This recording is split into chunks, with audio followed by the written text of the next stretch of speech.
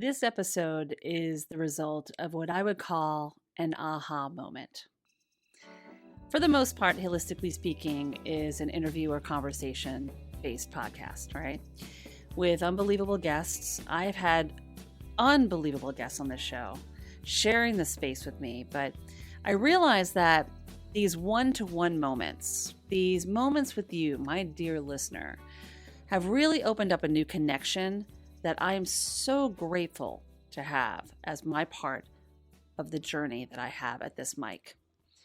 And that includes some topics that I haven't explored or really given much thought to until it's put before me. And then I'm left there thinking, how do I embrace this? What do I feel about this? How can I go forward with this and share this with my community, with my clients, with my friends, with my family, and with you? I had no idea the impact that sharing my own personal story about not having children would have on this community, as well as those who just discovered the podcast just by searching the topic. Episode 121, I opened up and shared my own story about not having children. And the reason why I did that episode was because I can't expect others to share their journey and their story without creating a safe container and sharing myself, right? Taking a moment to press record and be vulnerable in that moment. So I went first. And that's where we're going today. I pass the mic over to you, the listener, to share your why about not having children. And I ask you to press record and take a deep breath and just share that personal journey. Are you childless or are you child-free? And why? So I discovered there's power in community a long time ago. There's strength when you know others are going through something similar. And knowing that as not only a mental health practitioner, but also a human being with my own stuff, I wanted this to be the place where you could come and share and know that you're not alone, no matter what your story is. So that's what we're doing. We're listening together. We're going through this process together. So I'm just going to press play and tune in along with you as we explore what is your why for being childless or child-free. And you're going to hear a lot of whys, from fear to freedom, mental health to miscarriages, doubt to determination, and even some realizations that sparked a deeper level of compassion. Truly quite beautiful. So where do we start? I found that one why that has surfaced through this entire conversation, both on this podcast and just in general conversations that I've been having, is around fear. What if fear guides you, right? And that's where Carol takes us with her voice. But through that fear and through the grief, she also found a sense of peace. Take a listen. Hi, Hilary. My name is Carol, and I'm in Portland, Oregon. I'm 40 years old, and I don't have children, and I don't intend to have them. My why is actually pretty grief-based. I spent a long time really wanting kids, but being afraid that I wouldn't find the right partner to have them with. So I kept giving up on it and putting it off, thinking that I would be okay without it, convincing myself that I didn't need children to be happy. When I lost a relationship at age 38 and really truly felt that I had lost everything, I had lost love and I had lost any hope at having children, I realized how deeply I had always wanted it and how all of the choices to wait or to think I didn't want them or didn't need them had been mistaken. But at age 38, it felt that the process of trying to find a relationship to support having children would be even more heart-wrenching than going through the grieving process. So I chose to grieve, and I'm still in it. I don't think I'll ever stop grieving, But through that grief, I have found a really beautiful peace and an ability to be with that grief and acceptance and have a happy life. Hmm. Carol, I am so glad that you found your peace and yourself. And grieve, my friend. All I can say is grieve. Accepting yourself is the most important gift that you can give you. So thank you for sharing. What about those who want nothing more than to be a parent? So much so that they put their bodies through an unbelievable amount of trauma. I have a lot of friends who have had IVF. Many had it more than once. Sometimes it was successful, sometimes it wasn't. Other friends and family members went through the trauma of miscarriages, sometimes one, sometimes multiple.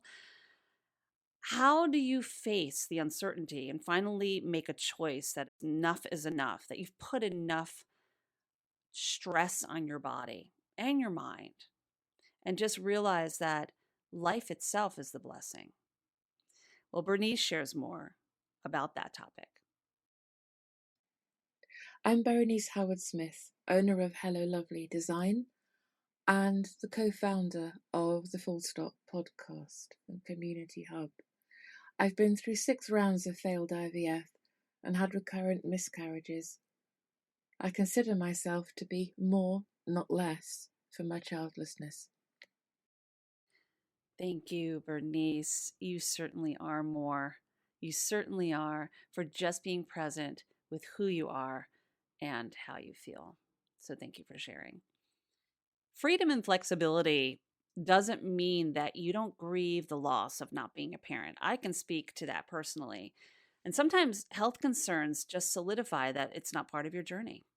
And at some point, you just accept that. But it doesn't come without the pain. Katie shared her own personal health journey, the emotions that came with it. And in the end, her choice was still the same. And it's one that she's always believed was for the best. Take a listen. So I decided at a pretty young age that I didn't want to have my own children. I grew up in a really small town where, as a woman, that was what was expected of you. You got married and you started popping out kids. And I just never really identified with that as the oldest of 3 kids in a pretty turbulent household. I had to do a lot of parenting from a young age. And I knew I just kind of wanted out. So while everybody else was having kids in high school and college from my hometown, I was planning my escape. And once I got out, I really didn't look back. I moved from Podunk, Florida to Washington, D.C., and started my career. And I have built a really awesome life. And I really never gave kids a second thought until it came time. I had a hysterectomy last year at 35 due to some health things. And it was weird because I was grieving something I didn't even want, but just the fact that the option was now no longer a thing. But I regret nothing. I have an amazing fur baby and a life that is really full and gives me the flexibility and to travel the way I want to. So, yeah. Love that, Katie. Katie, I hope you're healing well. I hope you've healed from your journey and that you love it up on that fur baby and those around you. Thank you so much for sharing that. That was beautiful. Like Katie, Nicole made a choice at a rather early age not to have children as well. Now, Nicole is happily married. She found a partner with a similar vision. And even if their original reason for not having children is different, the outcome has created new possibilities full of adventure for them as a couple. So let's hear what Nicole has to share. Hi, my name's Nicole, and I'm 50, and I chose to be childless. Actually, I chose that way back, probably when I was a teenager. I just knew that that was going to be my life, even though, I was still curious or open. But the reasons why for me is I was raised by a single mother and one of 3 girls, and I saw how hard that was, and I saw the sacrifices that my mother made And I just knew I wasn't the kind of person that was willing to do that. I had a lot of pursuits that I wanted to accomplish, very independent, wanted to travel the world and be my own person. And I knew that having children wouldn't align with that dream and goal. And my husband, when I met him, I was 38, he was 41. He didn't want to have kids, nor had any. And he did so because a few reasons. One was he felt like there was enough kids on the planet, and we have a lot of unwanted children and overpopulation. And the other was because of mental health issues that he had been through, and his mother as well. He came from a single mom as well, and he just didn't want to pass that on. And we decided we wanted to travel the world and have those experiences without children. And here we are doing just that. Happy travels, Nicole. Appreciate your share. And I hope that your adventures are bountiful and beautiful. And I'd love to see some pictures from where you and the hubby go next. Definitely share those with me. Well, this podcast isn't just about women, as we have seen from what Nicole shared, and shared a little bit about her hubby's journey as well. And that's where Mark comes in. He opened up about his own loss, the value of family, and his desire to be a dad as he juggles the work life balance. Does that sound familiar? His vulnerability speaks volumes, in my opinion, and this creates the space for a new line of dialogue that perhaps isn't common, but maybe it should be. So here's what Mark has to share. Hi, Hilary. My name is Mark Matthews. I'm 29 years old. I'm finishing a PhD in social psychology, and currently I'm traveling all 50 states of the United States, spending a week in each state to figure out how we unite our country. At the heart of everything I'm doing, I keep thinking back to my 15-year-old self who just so desperately wanted a family. I lost my mom at 9 and my dad at 17, and my whole life I always wanted a little girl who I could love and nurture and honor in a way that I don't think my mom was nurtured in a. And now as I approach my 30s, I just find myself longing for that opportunity. I find myself craving it all the time as we stay with people and families, and I get to spend time sometimes with, families and children. And I get to help them grow, and I get to pour into them, and I get to share enthusiasm and excitement with them. And I just think, man, that's all I really want. But as I approach my 30s, I feel a tension. I find myself having an opportunity to be able to help so many people through the work that I'm doing, but that also requires an incredibly busy schedule, and I never know if I can do it. And I just keep asking myself, will I regret this? If in the next 5 or 10 years, if I don't start a family, if I don't have children, will I regret this? That's the honest place where I'm coming from when I think about this question. It's a very important question. I'd love to have more dialogue about this out. Mark, I love that you shared so openly about this. Let me say this, my friend. When the time comes, when the time is right, I have no doubt that you are going to be an unbelievable dad. I could just hear it in your voice. I know in the work that you're doing that you can understand what happens when we put resistance into play, right? So I'm going to just be a gentle reminder to you here that you just need to trust the plan. Surrender and release that agenda, because when you least expect it, once you've aligned with your vision and just put it out there, the universe will align with it. So keep doing what you're doing, my friend. And thank you for being you. And when that little one comes along, I can't wait to hear all about it. Sometimes we have this agenda, don't we? I talk about this a lot. And it's not unlikely for others around us, especially when we're dealing with parenthood, to also have an agenda. The expectations of what's supposed to happen next, right? The expectations of what you're supposed to do with your life. And that can be overwhelming. It could be hard to deal with. It could put a lot of pressure on you. And that's Rachel's story. Rachel shared pretty openly about this. And I love where she goes here, because when someone asks you if you plan to have kids, does it really need to be a hard yes or no answer? You don't have to share anything you don't want to share, right? And you don't have to have an answer in that moment, too. The answer really is if it's meant to be, if I choose, or I'm still considering it. But really, these are boundaries that you have to think about for yourself.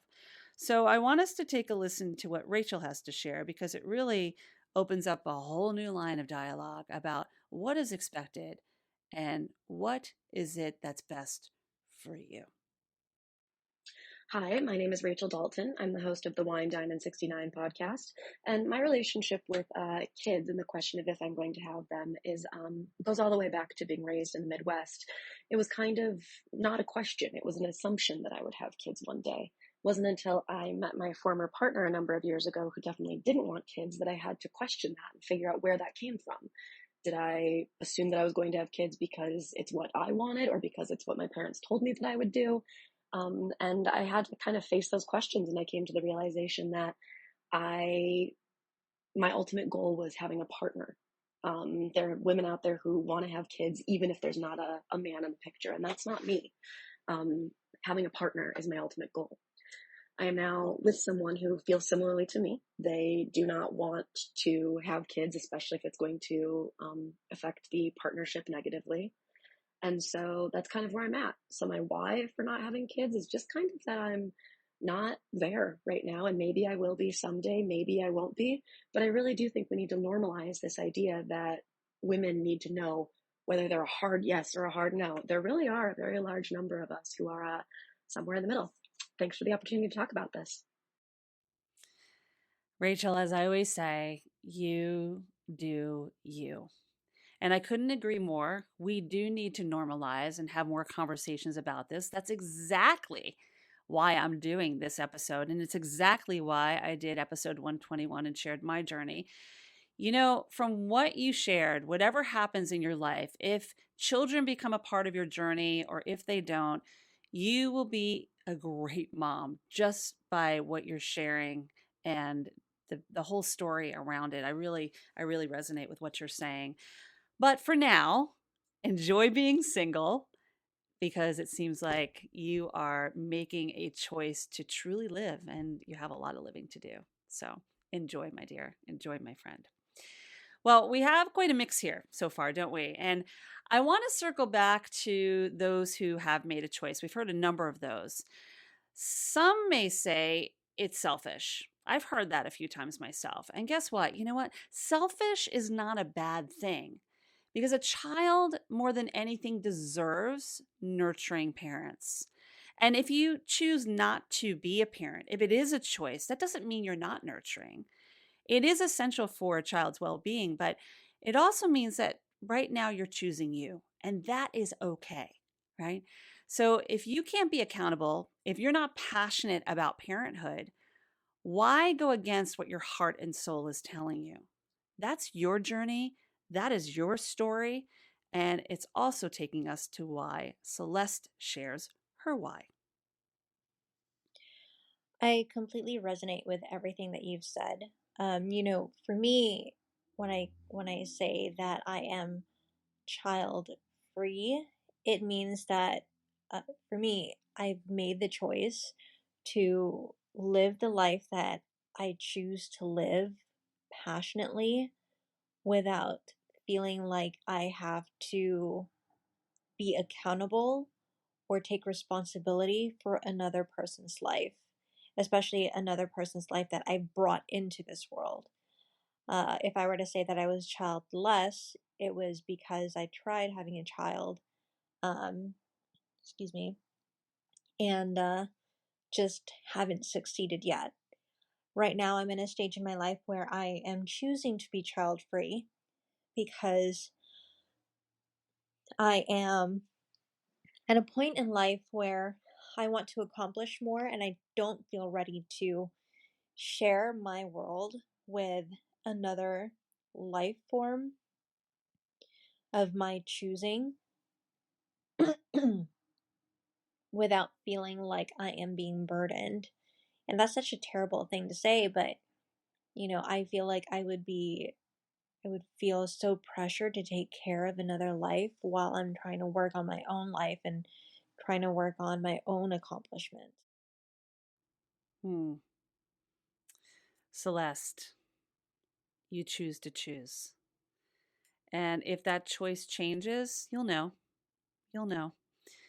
You're exactly where you are supposed to be in this moment. And from these conversations that I've had, I know that you are not alone in feeling and thinking that way. So just keep being the beautiful person you are, and you'll know. That's really all I can say about that. So I want to close with a different perspective from Becca, who shared her thoughts after listening to my story on episode 121. And I think it's wonderful. It truly is a wonderful way to close out all of these shares because it really doesn't matter who you are, what choice you've made, what your story is. As humans, as a collective, we can truly learn something from stepping back and coming from a place of grace and compassion for others because we really don't know people's stories or their reasons why, and it's truly their own choice, right? So whether you're a parent or not, Becca shares why she feels that it's important to have that kind of compassion and that grace. And this is coming from a mom. So take a listen. Hello, Hilary. I wanted to thank you for today's episode.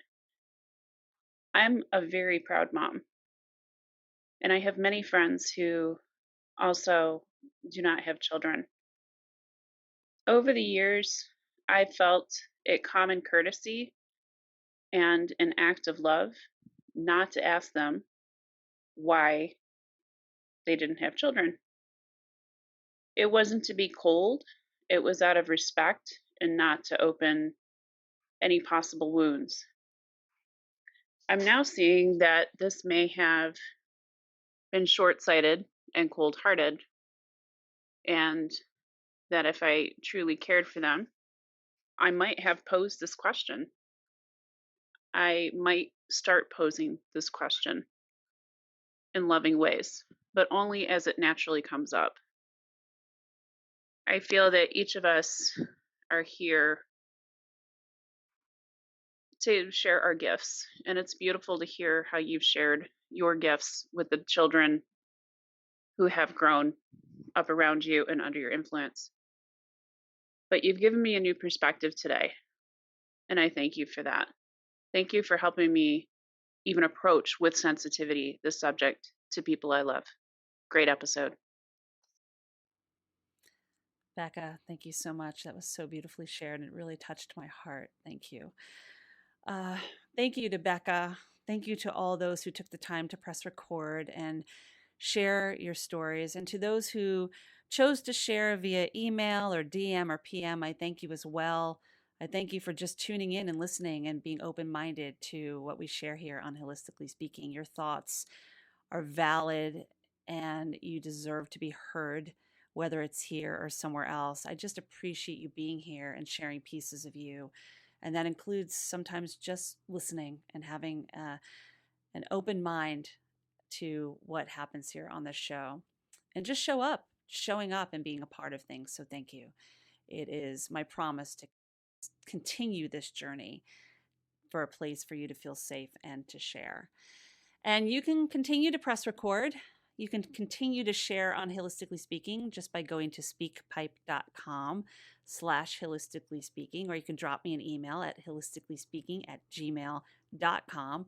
I want to know your thoughts because you matter. It doesn't have to be on this topic. We are going to have a slew of topics coming up where you'll have a chance just like this to share your thoughts, whether it's on sobriety or gratitude or numerous other topics that I have in this little head of mine that is sparking some ideas of how we can all really come together as a collective.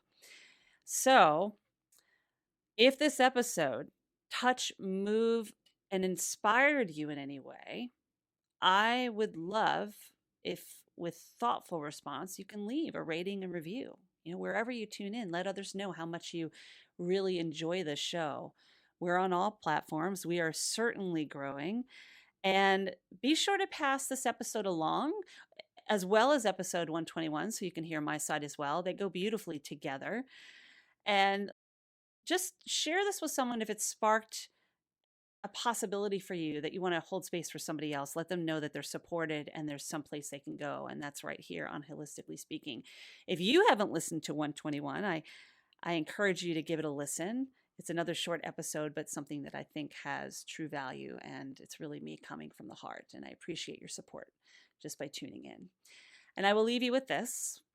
Whether it is a choice or the choice was made for you, I want you to know that you are perfect just the way you are. You are a gift. I know I've said this before, but I don't think I could say it enough. You are a gift. Please never forget that. And I love you. I believe in you. Whether you have children or not, whether you have fur babies like this little one or not, I appreciate you holding space for me. And I will see you next week with so much love and pride, just to be here to support you. Until then, be well.